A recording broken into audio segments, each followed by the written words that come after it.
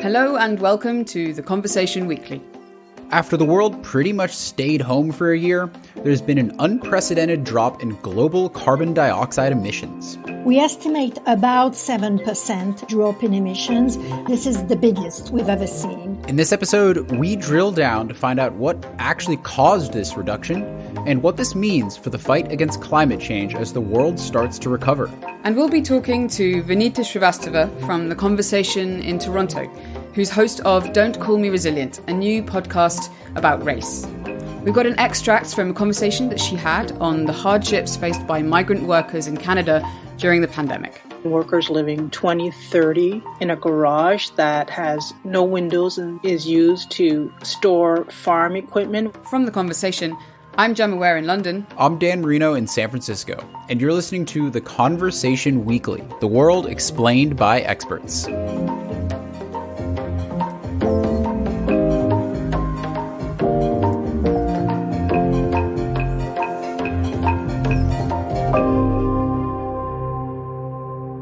Travel demand decimated, airlines scaled back hard. Compared to last year, international flights dropped by up to 80%. Dan, so I've really enjoyed how quiet the skies have been during the lockdown here in London. I live under a flight path, so it can get pretty noisy, but the airplanes have been, thankfully, few and far between in recent months. It's been kind of similar here in the US. Air travel dropped 60% last year, back to a level almost like in 1984, apparently, and car traffic was almost down to zero. Yeah, in London too, at least at the start of the pandemic, there were fewer cars on the roads. So Dan, I'd assume that this would all be good news for the environment, right? Fewer flights, fewer people driving, just means less CO2. It's totally good news. Total global carbon emissions were down 7% last year, but that drop didn't really last. I don't know about you, Gemma, but traffic's certainly back where I am. So I wanted to put last year into some perspective. How does it compare with what's been happening in the past few decades? I spoke to two academics, one who looked at the pandemic's effect on emissions, and a second who studies whether our individual actions affect those around us when it comes to climate change. My name is Corinne Le Quéré. I'm a scientist. I'm a professor of climate change science at the University of East Anglia in the UK. Corinne recently co-authored a paper comparing carbon dioxide emissions from fossil fuels from before the pandemic to emission levels during the pandemic. We looked at the global emissions, so from burning fossil fuel mostly, and before the pandemic, these emissions were on the rise. So these emissions are the main cause of climate change. And they were rising quite continuously. But in the last decade, the growth in emissions had been a lot slower than it had been before in previous decades. There has been a record drop in greenhouse gases worldwide because of COVID-19. But with no one driving, no one flying, and global economies put more or less on hold, countries around the world saw an unprecedented drop in their emissions. In the countries that went under lockdown, the US, most of Europe, Japan, and India as well, at the height of the lockdown, emissions were cut by about 30%.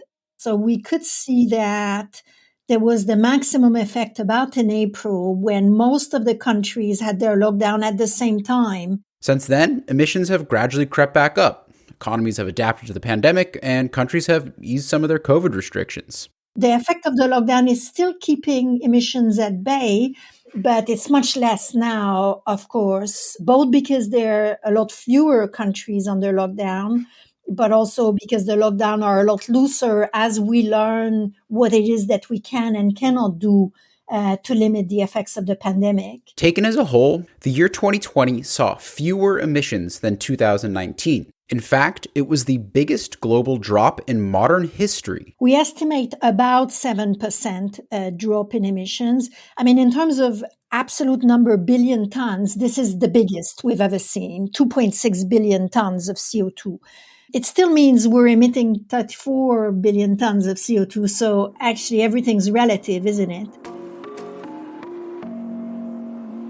Okay, let's put this wild year into some context. Since 1990, global emissions have risen by 61%, but the pace of this growth has actually slowed down. Many of the most polluting countries have increasingly taken steps to limit their carbon dioxide output, such as shifting from coal to renewable energy. In the last decade, the growth in emissions had been a lot slower than it had been before in previous decades. You can see that there was effects of the Paris Agreement, or maybe more broadly, energy policies and climate policies that had been put in place in response to climate change in the past years and even a decade or two. There's over 2,000 climate policies around the world, and we are starting to see the benefits of that. Être là, en cette circonstance probablement historique, mais qui ont agi et lutté sans pouvoir connaître ce jour. Nearly 200 countries reached this agreement today in Paris to cut greenhouse gas emissions. The 2016 Paris Agreement is a legally binding international treaty that sets up a roadmap for countries to cut their carbon emissions and implement greener policies. It's been criticized as being too flexible and lacking enforceability, but supporters say it's needed to prevent global temperatures from going above 1.5 to 2 degrees C above pre-industrial levels. Or, in other words, to prevent a climate catastrophe. The goal to limit global temperature rise to 2 degrees Celsius above pre-industrial levels by the year 2100. Corinne and her colleagues have been tracking fossil fuel emissions in more than 200 countries through time. Between 2016 and 2019, the years before the pandemic, they reported that 64 countries had actually reduced their CO2 emissions from fossil fuels. But emissions had been rising in 150 countries, so the vast majority. At the moment, the wealthy countries, there's 36 of them defined by the United Nations that keep track of these things. Of the 36 countries, 25 have their emissions actually decreasing. So you see them going the other way around, which is good, which is what you need to tackle climate change. Good performers included the UK, Denmark, and Japan, for example. But while some wealthy countries are reducing emissions, others are continuing in the wrong direction. Emissions from Australia, Russia, Canada, and New Zealand are still increasing due to oil and natural gas use. So even though most of the 36 wealthy countries reduced emissions, taken as a whole, the group still is responsible for a ton of emissions globally, 35% in 2019.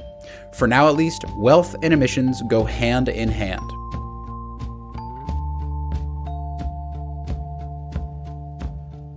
Okay, that's the rich countries, but what about the rest of the world? When Corinne's team looked at the emissions from 99 upper middle income countries, in the 5 years before the pandemic, they found 30 of them were also reducing their emissions. Among them, Mexico, Singapore, and Israel. But for the rest of these middle income countries, it was a mixed bag. China, which is classified as an upper middle income country, saw its emissions increase slightly, though much slower than the previous 2 decades. So 99 countries there, responsible for half the world's emissions. And before the pandemic, their emissions were still increasing as a group, but that's the group that had really slowed down in the growth of their emissions. Corinne said that some of these upper middle income countries have started to pass greener policies in line with the Paris Agreement. Lots of countries have put policies in place. Think about Mexico, Indonesia, but also because prices have come down for renewable energy in particular, and these are starting to push heavy industry, fossil industry out. As for lower income countries, there are 79 of them, they accounted for just 14% of global fossil fuel emissions in 2019. If you want to explore this data more closely, compare countries over time, see the effect of the pandemic on individual countries, Corinne and her colleagues have put together a fantastic interactive graphic that is in the show notes.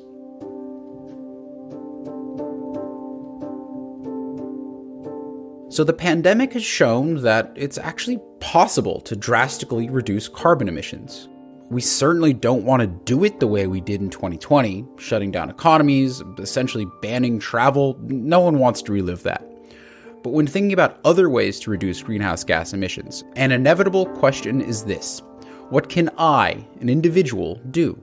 This question on the role of individual actions in the fight against climate change is something that's preoccupying another researcher I spoke to, Steve Westlake. I'm researching for a PhD at Cardiff University, and it's into ideas of leadership and leading by example when it comes to pro-environmental behavior, and particularly around climate change and high carbon behaviors. Steve told me that a few years ago, one of his mentors completely stopped flying for environmental reasons. This had a huge influence on Steve's own thinking and behavior, and for his PhD, he started studying that effect. I surveyed people who knew somebody who'd given up flying, and it split people into two groups. And I found that those people who knew someone who'd given up flying, about 75% of them said it changed their attitude in some way. This ripple effect, one person's decision expanding out to those they know, is pretty strong. When people saw someone else make a change, it influenced their own behavior. So it had raised the importance of climate change, or it had made connections between individual behavior and climate change, or it had raised the urgency. So yeah, about 3/4 said it had changed their attitudes, and about 50% said that they were flying less. So not necessarily stopped altogether, but it had impacted their behavior. The effect is even more pronounced if someone you respect or admire changes their behavior. It's kind of called the messenger effect in psychology. So it depends who is giving the message. And if it's somebody who has some legitimate authority in your eyes, then you're more likely to be influenced by them. You look at people who've symbolically acted and made a very strong case for social change.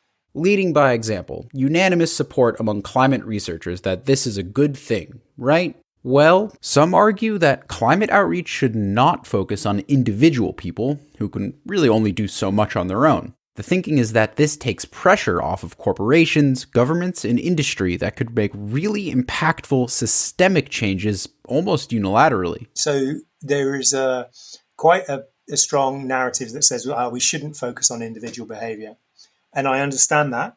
However, my view is that the urgency is so important that we have to face down the difficulties. I don't think we can try to get a cozy, warm consensus all the time in the way we're communicating. But I think there does need to be this discussion about individual behavior, because otherwise it's sort of carte blanche for everything, which is kind of the way it is now. It's all about the system. And for me, the system won't change without individual change. These two things go hand in hand. Steve's work shows that individual actions have a strong influence on the people around you. So while your personal changes might be small, in total, they can add up to a huge amount, especially considering how much of total emissions are tied to a person's daily life. 65% of global emissions can be attributed to households. So a large chunk. Now, that's not to say all of those emissions are things you could choose to cut, because obviously a lot of them are things you don't have a lot of choice about. But it's a big chunk of emissions which is associated with people and their consumption. Corinne Le Quéré's work exploring the pandemic dip in CO2 emissions really illustrates this. Her team found that much of the drop in 2020 can be linked back to cumulative individual actions. We saw really big changes in emissions during the confinement. So it's important to say it's not the pandemic, it's not the disease itself that causes emissions, but the measures to respond to the pandemic have led to people like us not moving very much, those who could working from home. The biggest single cause of reductions was from people not driving. So it's road transport that accounted about 40% of the dip. They're of the order of 30, maybe more % of the emissions in the US and in Europe, where the lockdown was particularly intense. And so not having so many people on the road made a huge difference. Driving wasn't the only thing, of course. And then you had the consumption, so we consumed a lot less. Nobody was eating out. Clothing sales were way down, as were sales of electronics, like phones and stuff. And therefore, the industry wasn't working so much. And that also accounted for a big chunk. And to a lesser degree, even electricity use was down. It was less of a big contribution because although we didn't go to work, there's more electricity used than in buildings at home. So it was more like a displacement of the energy use in the pattern. So what about flying, which was almost completely halted during lockdowns? Well, flying certainly isn't good for the environment. If I were to take a round-trip flight from here in San Francisco to go visit Gemma in London, that would emit the equivalent of around 5 tons of carbon dioxide per person on the plane. That's more than twice the emissions produced by a family car in 1 year. So you'd think that the global slump in passenger flights would have had a big effect on emissions, but Corinne's data paints a different picture a little bit. The interesting one is aviation, because aviation was the most hit by the crisis. So, it was cut by 3/4, so 75% cut in aviation in the number of flights taking off in countries that were under lockdown. But on a normal year, aviation is only 3% of global emissions. So even if you cut this by 3/4, you've cut by 2%. So it wasn't that big a deal globally. So I asked Corinne what she thought we should be doing to put the brakes on climate change. We don't actually think about this so much, but driving is a lot more polluting than aviation. The thing is that aviation per mile travel is a lot worse than driving, but we drive a lot more. And so also many countries don't fly at all. So relatively speaking, if we can sort out the car transport, we can do a very big difference to global emissions. She says that to stop the planet from surpassing the 1.5 to 2 degrees Celsius limit set by the Paris Agreement, a lot more needs to be done than just individual changes. Remember, in the years before the pandemic hit, 64 countries had already been reducing their emissions, but those emission reductions weren't even close to what is needed globally. If you look at the countries that had their emissions decreasing before the pandemic, in just those countries, then the cuts in emissions were about 10% of what is needed year on year to tackle climate change. Now, there was 150 countries that increased their emissions at the same time. So we're a long way from where we want to be. On top of that, experts have warned that even if countries did reach their Paris emissions goals by 2030, the world would still warm by almost 3 degrees Celsius. This could cause unimaginable harm to people and animals across the globe. And lest we forget, the biggest polluting countries will almost certainly suffer the least, while poorer countries take the brunt of the climate catastrophe. But Corinne stressed that COVID-19 showed what governments and collective action can do. Huge societal changes to reduce emissions happened. Environmental activists might rejoice measures have been implemented immediately that drastically cut emissions, measures that otherwise would have taken years to come into effect. So the pandemic cut emissions by 2.6 billion tons of CO2. And what we need is 1 to 2 billion tons of CO2. So it's big, but we did more in the pandemic with all the wrong reasons. But size-wise, you can see with these numbers that to tackle climate change, you need large-scale actions. You need people involved. You need to have something that is coordinated, that governments and society wants to do to move forward. European leaders have sealed a deal on an unprecedented €750 billion coronavirus recovery fund. But as countries slowly climb out of the pandemic and governments inject piles of money into their economies, there's a danger that green measures will take a backseat to the status quo. Among the economic stimulus packages around the world, I would say there's 2 handful, maybe 10 that are more green than not. So green means that they invest in what's needed. But there's a big basket of economic stimulus packages that are very, very brown, that invests in infrastructure that will really lock us into high emissions and high climate change. The economy has simply restarted in many countries, in China in particular, which was less hit by the pandemic than other countries, for less long a lockdown, and also much earlier in the year. So they were under lockdown in January and the first half of February, and then they've had since February the time to reboost their economy somewhere. Corinne says it's not too late.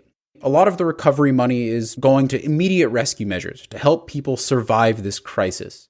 But a lot of money also is going to future investments in infrastructure, too. If they can now be pushed into renewable energy, pushed into renovating homes for energy efficiency, electrifying transport, cars, and all those things, they can be done still now. So I would say the opportunities are not set yet. And this is what we've been trying to say in our paper. The actions we do now, they will make a difference. It's not all done and then we'll say, oh, well, let's wait for the next opportunities. What we do now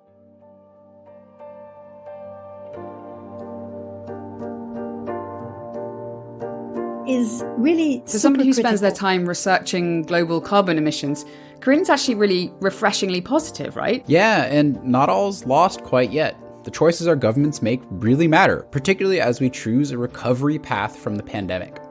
You can read more about the recent study that Corinne Le Quéré and her colleagues published in an article on The Conversation. Find a link in the show notes.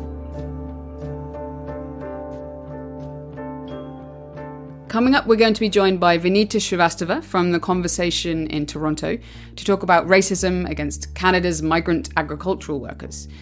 But first, we've got a message from Wale Fatade, commissioning editor at The Conversation in Lagos, Nigeria, with some recommended reading. Hi, I'm Wale Fatade, a commissioning editor in Lagos, Nigeria. These are two stories that caught my attention in the last week. The first is an article by Benjamin Mangwa, a teaching fellow in international relations and peace and conflict studies, Durham University, England, and Chigbo Anyaduba, an assistant professor at the University of Winnipeg, Canada. The authors argue that while it's over 50 years that the Biafran War, a civil war in the eastern part of Nigeria, ended, issues surrounding the war have not been fully addressed. And they spoke about memory practice, which is a way of remembering the past, not being enough to remedy injustice associated with the war. They said that this is merely a symbolic exercise that failed to confront a violent system. And they conclude by saying that what needs to happen is some form of political justice to confront the preconditions of the war. And I'm sure you will find it fascinating in a sense that even though the Biafran War ended in 1970, it still dominates our political discourse in Nigeria to date. My second recommendation is a review of some recent research on beer in Namibia, written by Paul Nugent, University of Edinburgh, Scotland. He writes on where beer remains a marker of identities and also on why the brewing industry remains a source of national pride in Namibia. And the article also affirms how the escalation of liberation wars across Southern Africa had an important impact on the beer industry. So that's it for me. Happy reading. Wale Fatade there with The Conversation in Nigeria. So now we're joined from Toronto by Vinita Srivastava, host of another new podcast from The Conversation. Hello, Vinita. Hi, Gemma. And hello, Vinita. Welcome. Thanks for having me. So, Vinita, tell us about your podcast, Don't Call Me Resilient. So Don't Call Me Resilient, on the pod, we take a deep dive looking at how current issues are intersecting with race and racism. And we have these really insightful conversations with scholars and with activists who view the world through an anti-racist lens.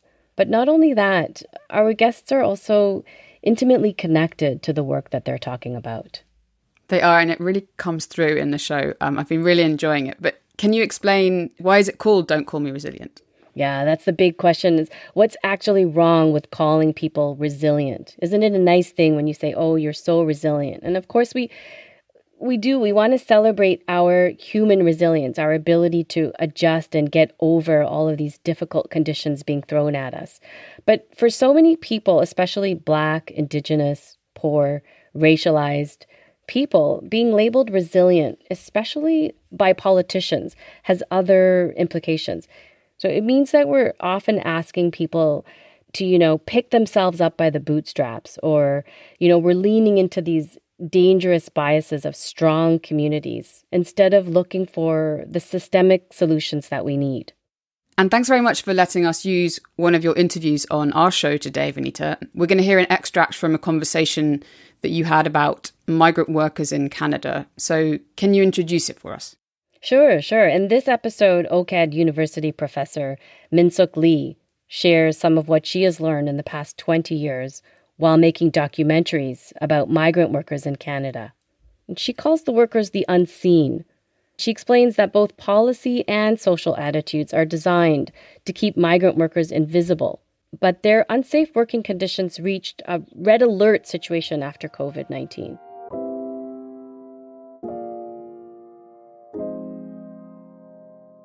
Min-Suk, I have so much I want to ask you, and so I'm going to just jump right in. What were some of your first thoughts when COVID-19 first hit? When the lockdown was declared and we witnessed all around us the alarm of the global pandemic, and the very first thing I heard was social distancing, that what would protect you from COVID-19 was social distancing. And immediately I knew migrant workers would be in trouble, because migrant workers do not have control of their own space. Social distancing is a luxury. It means you can control the space that you live and work in. And migrant workers are regularly housed in very crowded living conditions. Oftentimes, I have seen workers living 20, 30 in a garage that has no windows and is used to store farm equipment when workers are not living in the garage, with 1 or 2 bathrooms that are accessible. I have also seen that migrant workers work very close, cheek to cheek, elbow to elbow, in the greenhouse spaces, in factory lines when they're processing foods, fruits, or cutting fish. So I knew that the pandemic, which was sending alarm bells across the world, what was required to protect yourself from the pandemic, social distancing, would be unavailable and inaccessible to migrant workers, because they are required to work very closely to each other, number one, but even more concerningly, they often are housed in living conditions that are very crowded, and they can't control the spaces that they live and work in because of the laws of Canada's migrant worker program. Are you in touch with some of the folks that you have interviewed over the years? Do you continue to hear from them? Yes, and I'm not going to name names because workers often need to have their identities protected. There were 2 workers out in the West Coast. They were sent back by their employer because they were in communication with community organizers in the West Coast working on a farm, and they agreed to receive some food and support because community organizers saw that migrant workers are very isolated. They're kept away from the non-migrant worker population. And oftentimes employers ensure that migrant workers do not have very much contact with Canadians. So it's a kind of isolation that I think most Canadians could not imagine, where what I have seen is that a migrant worker will arrive in the airport, let's say at a 4 a.m. flight from Mexico or from the Caribbean. They'll be picked up by a broker or someone who works in the farm, maybe the employer or supervisor, driven to their living quarters. And the next morning, they're expected to show up at work. And then it's 7 days a week of work. And oftentimes where they're working are farms, which are really isolated in rural communities. And getting access to go grocery shopping, to do some banking, or to do any kind of activity outside of work is monitored and requires transportation from the employer. And it requires that kind of organization. So the isolation of migrant workers is extreme. And in the West Coast, when COVID hit, there were workers who were concerned about the quarantine measures that were being applied to them, required of them, and their employer immediately put down measures such as no guest visitors, no leaving premises after a certain set number of hours. And then the workers were also not able to go shopping during the quarantine time, or if they were ill, and the food that they were being provided was not adequate. And so there were community organizers that delivered food to the workers. And once the employer found out, the employer sent those 2 workers back to Mexico because the employer decided that they had contravened the rules of the farm. So workers being punished for speaking out is a frequent occurrence. Social distancing, and for a while when we were in lockdown, stay home.